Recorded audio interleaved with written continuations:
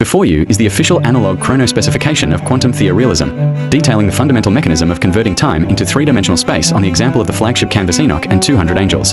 This hardware chart of Sacred Brutalism completely dismantles 600 years of art history of the old flat matrix, proving the supremacy of the living substance over the digital pixelated soap of modern gadgets. Please look at the right side of the diagram. The blue block records a conventional artistic technique of the old craft. Within it, the entire volume is merely a flat illusion painted inside the picture using perspective and shading. The observer looks at a dead, flat wall of paint that the electronic matrix of any digital camera can easily capture, copy, and transform into a digital pixelated duplicate on a screen. When a comparative analysis is conducted, it becomes obvious. Absolutely all masters from the beginning of time, from the earliest Renaissance painters to current contemporary authors, work strictly within this flat dimension, creating nothing but flat optical illusions. Quantum Theo-Realism of Alexander Rai completely shatters the centuries-old stagnation through the topographical master plate of the palette knife impasto texture, depicted in violet color. A unique micro-relief of the brushstroke, with a thickness ranging strictly from 0.1 to 2.2 mm, forms an ultra-dense interference grid of the pigment. It is precisely on this topographical plate, at the intersection of the unique configuration of paint strokes and the ballistics of the gaze, that the temporal-optical volume begins to form layer by layer. The foundation of the process is the Rai Pigment Mirage, which creates the physical effect of a scorching desert. According to the diagram, the observer physically stands face-to-face with the dry layer of pigment and contemplates the monumental canvas Enoch and 200 angels at a strictly regulated sacred distance of 2 to 3 meters. At this exact second of in-person contact, the second patent is activated, the Directed Vector Stream Rai.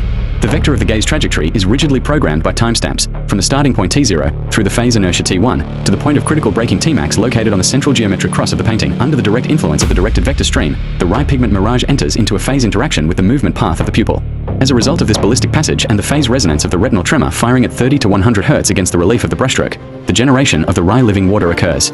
The individual standing motionlessly at a distance of 2 to 3 meters lives through a profound synesthetic experience, causing the static canvas to visually come alive before their eyes, while the brain forcefully converts the personal time of gaze retention into real physical distance.